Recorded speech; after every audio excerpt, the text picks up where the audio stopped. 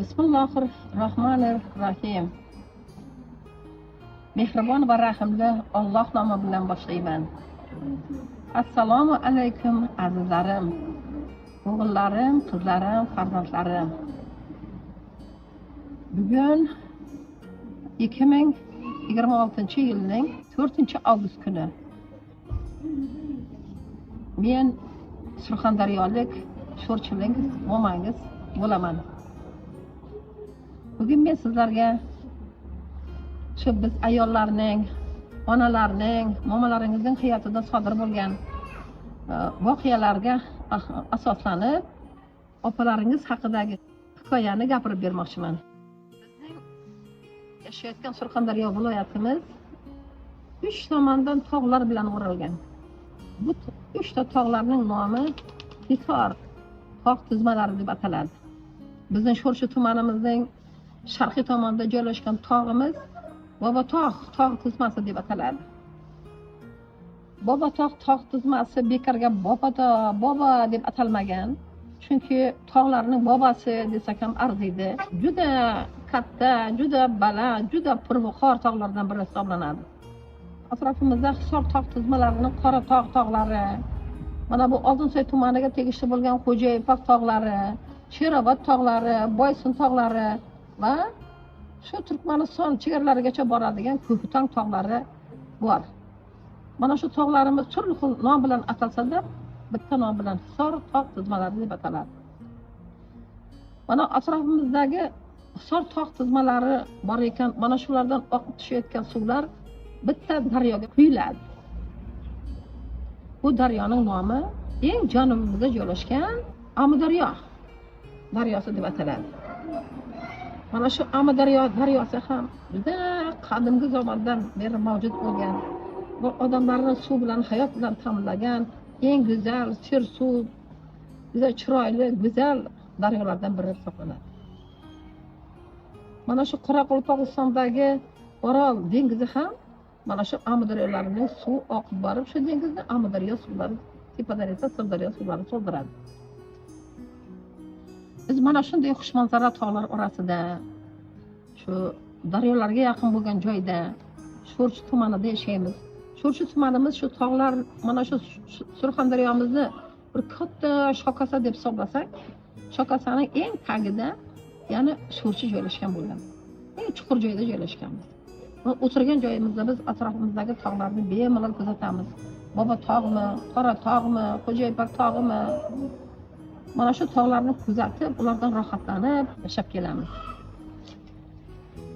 Mana shu Surxondaryolik momalaringiz aytayotgan rivoyatda bugungi kunda Bobotog'ga kelin bo'lgan bir qizimiz haqidagi hikoyani aytib beraman.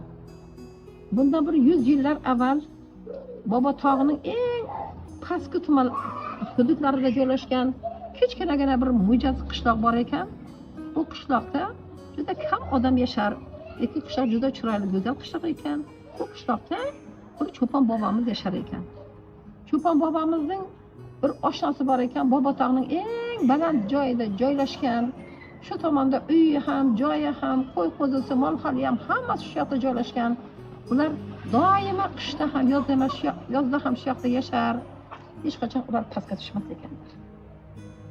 Kunlardan bir kuni shu tog' qishlog'ining pastki qishlog'ida joylashgan cho'pon boboning uyiga, tog'ning tepasida joylashgan cho'pon boboning o'zi ayoli bilan birga mehmon bo'lib kelibdi. Va bittagina o'g'li borligini, mana shu o'g'liga shu cho'pon oshnasining qizini, uydagi balog'atga yetgan 17 yoshdagi go'zal qizini kelinlikka so'radi. Ikkita uchrashib qolgan ikkita cho'pon bobomiz rosa gurunglashibdi, bir-birlariga dardlarini aytishibdi, armonlarini aytishibdi, yoshliklarini eslashibdi. Oxir-oqibatda cho'pon bobomiz go'zal qizini kelinlikka berishga rozi bo'libdi. Cho'pon bobomiz ham bu kelinimizni to'y olib kelishga kunlarini belgilab rozi bo'lishibdi. Ikkalari bir-biriga rozi bo'lishib, bu to'yga duolarini berib, uylariga qaytishibdi. Yana biron haftalardan keyin tog'da yashaydigan cho'pon bobomiz juda katta qo'y qo'zilari bilan, seplari bilan kelinlikka qilingan seplari bilan birga ayollari bilan, qizlari bilan bu yerga kelishibdi va o'g'illari keyin kelishibdi, kuyovlar. Mana shu yerda to'ylarni o'tkazishib, bu yerdagi kelinni tog'ning tepasiga uzatib ketishibdi. Bobotog' tog'ining tepasida joylashgan kuyov yashaydigan o'sha joy juda ham balandda ekan. Ularga borish juda ham qiyin ekan. Shunday bo'lsa ham qizning, kelinimizning onasi, aka-uka, opa-singillari qizlarini juda katta bir mashaqqat bilan tog'ning tepasiga chiqarib, shu yoqqa olib borib joylashtirib, kelinlikka qo'yib kelishibdi. Shu tog'ning tepasida to'ylar o'tibdi. Cho'pon bobomizning toshdan qilingan, paxsadan qilingan, kapalardan, o'tovlardan qilingan uy-joylari mavjud ekan. U kishining minglab qo'ylari bor ekan. Katta bir cho'ponlar bilan birgalikda bittagina cho'pon o'g'li o'sha qo'ylarni boqib yurar ekan. Ikkitagina qizi bor ekan, ularni ham pastki qishloqlarga uzatgan va qizlari ham kelin bo'lib ketgan ekan. Kelinimiz qaynotasi bilan, qaynonasi bilan qolar ekan. Kuyovi juda og'ir, vazmin, juda ham sabrli, matonatli, polvon yigitlardan biri ekan. Cho'pon, haqiqiy cho'pon yigit ekan. Qizimiz ham 17 yoshlar balog'atga yetgan qiz ekan. Bir-birlarini birinchi marta ko'rib turishlari ekan. Ular bir-birlariga ko'ngli tushib, bir-birini yoqtirishib, hayotda chiroyli yashashni niyat qilib, hayot yo'llarini boshlabdilar. Uyda faqat qaynonasi va qaynotasi bor ekan. Kelinimiz kelin bo'lgan kunning ertasigayoq tashqariga o'zining oppoq ro'mollarini yopib chiqibdi va atrofga qarasaki, eng baland tog'ning tepasida turibdi. U o'zining oq ro'mollarini yopinib, kelinlik liboslarini kiyib, birinchi o'zini qarshilayotgan, atrofga birinchi tog'dan ko'rinib quyosh chiqib kelayotgan ekan. Quyosh juda ham chiroyli qilib nur sochib, hamma tomonni yorishtirib kelayotgan ekan. Charaqlab chiqib kelayotgan bu quyoshga kelinimiz dastlab birinchi ta'zim qilibdi. Allohdan so'rabdiki, baxtli yashaying, farzandlarim ko'p bo'lsin deb yaxshi niyatlar qilib Allohdan so'rabdi. Kelinimiz o'sha kuni quyoshga ta'zim qilibdi, qayta-qayta. Kechalari kelgandan keyin oyga ta'zim qilibdi, yulduzlarga ta'zim qilibdi.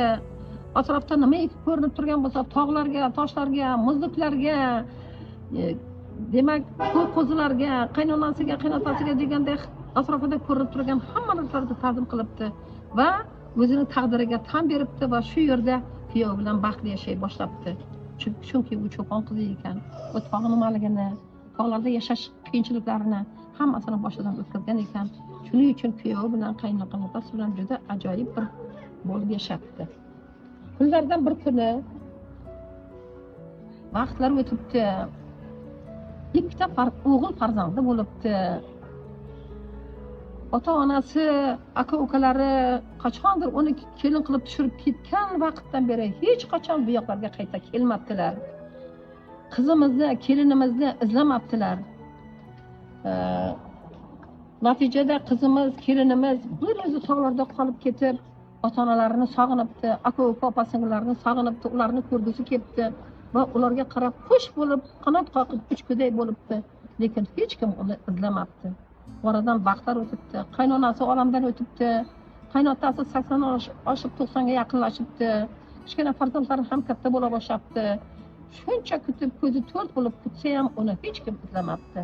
U juda ham yuragi yaralanibdi, juda ham qattiq qalblari iztirob chekibdi va uni ko'zi doim pastki tomonda, tog'ning tagidagi o'tadigan yolg'iz oyoq yo'llarda bo'lar ekan. Meni biror izlab kelmasmikan deb juda qattiq kutar ekan. O'zining qattiq iztirobga tushgani yetmaganda qaynotasi ham, "Kelinjon, nega seni hech kim izlab kelmaydi? Sen hech kimga kerak emasmisan? Sening ota-onang, opa-singil, aka-ukalaring nima qilishayotgan ekan? Nahotki sen hech kimga kerak bo'lmasang, nahotki seni sog'inmasa, bu nima degan gap? Bu hech ham bir odamiylikka ham to'g'ri kelmaydi" deb keliniga tez-tez dakki berar ekan. Kelin yana ham ezilar ekan va yana ham to'rt ko'z bo'lib yo'llarga qarab o'ziga izlab keladigan odamni kutar ekan. Kunlardan bir kuni u shu pastki tomondagi uzoqdan yo'ldan, qisqa yo'ldan o'tayotgan, uzoqdan kelayotgan ikki otliqni ko'rib qopti va juda ham xursand bo'lib ketibdi. va o'zining yashab turgan joyidan pastga tushib ancha pastga tushib boshidagi qip-qizil durrachasini olib o'sha kelayotgan ikki otliq yigitga ro'molini siltay boshlabdi. Ro'mollarini qancha siltamasin ular ko'rmabdilar.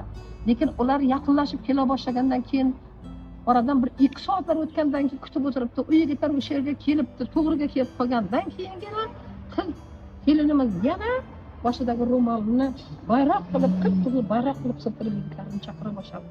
O'shandagina yigitlar opaning qizil bayroq ko'tarib chaqirayotganda ko'rishibdi va to'xtashib bir-biriga qarashib, bu opa tog'ning tepasida yashar ekan, boshiga bironta bir yomon ish tushgan bo'lsa kerakki bizni chaqiryapti. Shu opaga yordam bermasak bo'lmaydi. Qarang bizni chaqirishini deb ikkalasi ham tiklashib qolibdi. Qo'llarini ko'tarishib opaga berib qo'yishibdi va biz hozir yetadigan manzilimizga borish uchun ham kechga qolib, qorong'i qolib ketamiz. Shuning uchun ham opanikiga to'xtaylik, opaga yordam beraylik va bu kecha opanikida yotaylik va ertaga yo'lga tushaylik degan maqsadlar bilan gaplashib, opaning oldiga yuqoriga qarab chiqa boshlabdilar. Ma'lum bir joyini bosib o'tgandan keyin otlaridan tushib, yana otlarni etaklab opaning oldiga yetib borishibdi, juda katta qiyinchilik bilan. Opa ularni juda ham yaxshi kutib olibdi, yig'lab. Bu yigitlarni qarasaki 20 yoshlarda, 25 yoshlardagi yigitlar ekan.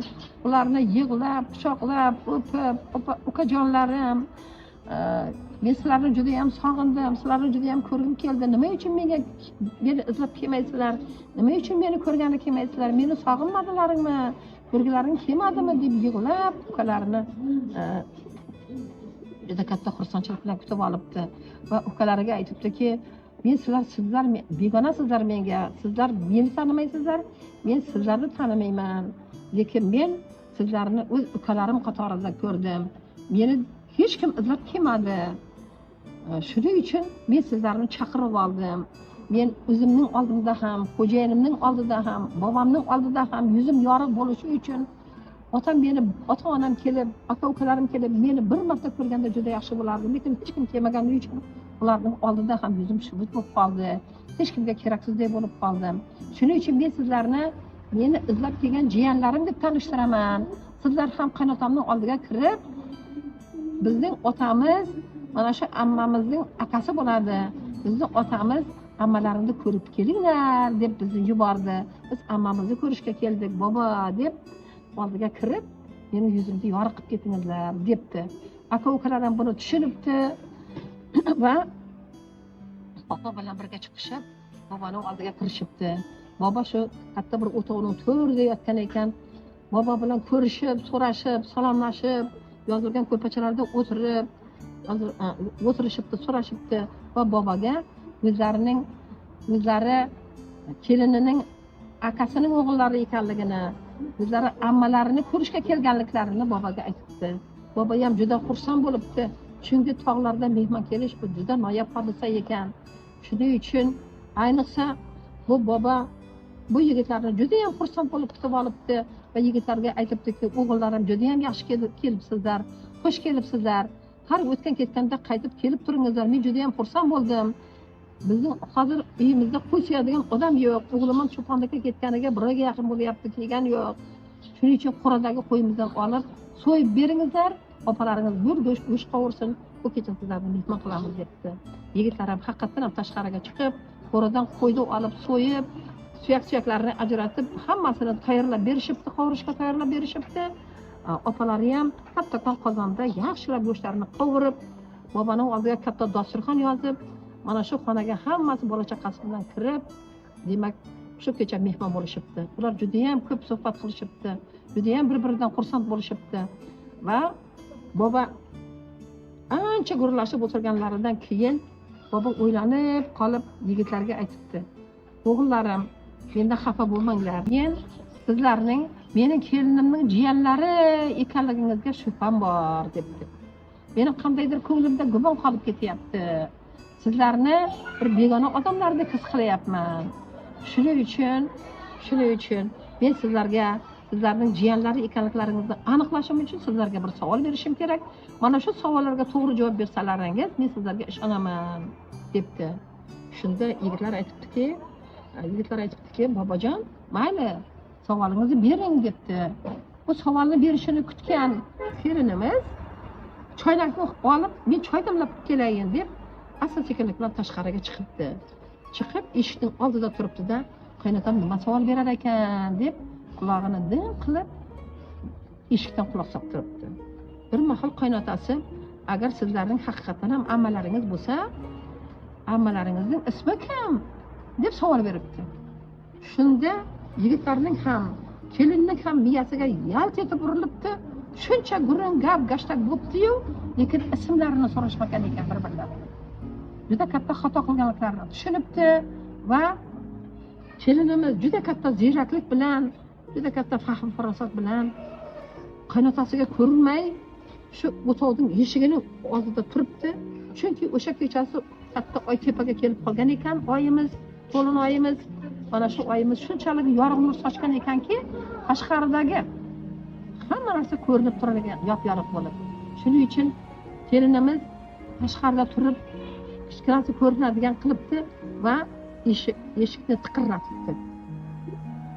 Eshikni tiqirlatishi bilan shu aka-ukalarning biri kelgan yigitlarning ikkinchisi darhol bunga tiqirlatgan tomonga qarasa, eshikning oldida opasi turgan emish va boboga ko'rinmay qo'lini osmonga qilib oyni ko'rsatayotgan emish. Shunda yigit darhol tushunibdiki, osmonda nima bor? Oy bor. Oyni nima deb atar edik? Oymoma deb atar edik. Demak, shu bu opamizning ismi Oymoma bo'lsa kerak deb darhol tushunibdi va akasining ammamning ismi deb aytayotgan so'zlarimni eshitib, izidan o'zi ham ammamning ismi Oymoma deb boboga aytibdi. Bobo bu gapni eshitib juda ham ko'ngli joyiga tushibdi, yengil nafas olibdi va rahmat o'g'illarim, haqiqatan ham meni savolimga to'g'ri javob berdilaring. Ammalaringning ismi Oymoma edi deb aytibdi. Natijada hammalari o'tirib gurungni davom ettirishibdi. Va shu kechasi ikki yigit uxlabdi. Ertasi kuni bobomiz ham kelini bilan birga ularning xurjinlariga turli xil sovg'a salomlarni solib, kechaga qovurilgan go'shtlardan solib, ularga og'aynilariga salom aytishini qattiq tayinlab, ularni yo'lga kuzatib qo'yishibdilar. Ketayotganda kelinimiz ularning qo'liga bir xaltacha olib borib beribdi. Shunda yigitlarimiz, "Opa, bu nima?" degan ekan. "Bu men 10 yil davomida ko'rmadim og'aylarimni. 10 yil davomida yozgan xatlarim. Xatni olib borib beradigan bironta kimsa yo'q. Shu xatlarimni hech kimga yubora olmay, sog'ishlarimni yozgan bu xatlarimni to'plab qo'ygan edim. Mana shu to'plab qo'ygan xatlarimni olingizlar va mening urug' imog'imga, opa-singil aka-ukalarimga, agar otam, onam olamdan o'tib ketgan bo'lsa, boshqa og'aylarimga olib borib beringlar" deb xat-xaltani berib yuboribdi. Va juda ko'p yuragidagi armondatlarini tayinlab, ularning kelishini qattiq tayinlab, ularni kuzatib qo'ygan ekan. Xullas kalom, mana men sizlarga tog'ning tepasiga, Bobotog' tog'ining tepasiga kelin bo'lib tushgan qizimizning taqdirini, uning yurt sog'inchini, ota-onasini, opa-ukalarini sog'inchini men sizlarga aytib berdim. Buni aytishimdan maqsad shuki, mana shu ertakni, hikoyatni, qissani sizlarga aytdim. Qissamizdan hissa chiqarib olishimiz kerak. Mana shu aytib berishimdan maqsadim shuki, bizning ham o'zimizning opalarimiz, qiz farzandlarimiz, opa-singillarimiz bor. Mana shu opa-singillarimiz, farzandlarimiz, qizlarimiz shu atrof qishloqlarimizga, turli xil viloyatlarga yoki respublikamizning tashqarilariga kelin bo'lib ketgandir. Sizlarning ham opa-singillaringiz uzoq-uzoqlarga kelin bo'lib tushgandir, uzoq joylarda yashayotgandir. Shuning uchun men aytishimdan maqsad shuki, ayniqsa yigitlarimizga, o'g'illarimizga, erkaklarimizga aytadigan so'zim shuki, sizga muhtoj bo'lgan, sizni yaxshi ko'rgan, sizlar bilan bir qorindan talashib tushgan opa-singillaringizni borib izlangizlar. Ularning uyiga mehmonga boringizlar. Opa-singillaringizning ahvolini so'rangizlar. Ular balki yordamga muhtojdir, balki sog'lik salomatligi yaxshi emasdir, balki hayot kechirishi qiyindir. Ularning ahvolidan xabar oling, ularni izlang va ularning qadriga yeting. Ularga yordam bering. Meni aytgan gaplarim, hikoyatlarim, nasihatlarim shundan iborat. Sog' bo'lingizlar, salomat bo'lingizlar.